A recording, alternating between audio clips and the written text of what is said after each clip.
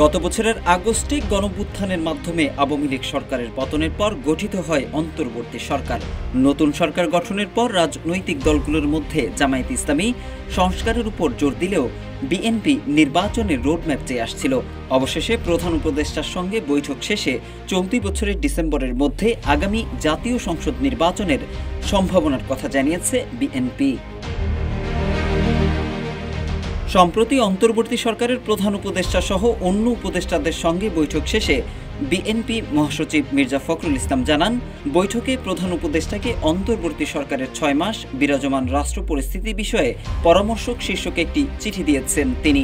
বিএনপির প্রত্যাশা, সরকার দ্রুত নির্বাচনের রোডম্যাপ ঘোষণা করবে।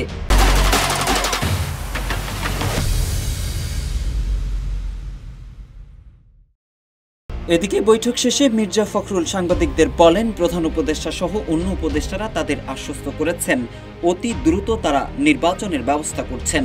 প্রধান উপদেষ্টা বলেছেন যে ডিসেম্বরের মধ্যে নির্বাচনের ব্যবস্থা করার জন্য তারা কাজ করছেন।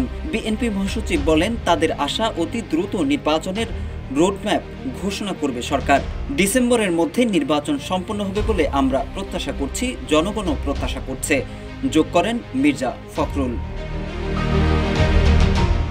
অন্তর্বর্তী সরকারকে দ্রুত নির্বাচন করার জন্য ফের তাগাদা দেওয়া হয়েছে জানিয়ে মির্জা ফখরুল বলেন, ন্যূনতম যে সংস্কার সেগুলো সম্পূর্ণ করে দ্রুত নির্বাচন দেওয়ার কথা বলেছেন তারা।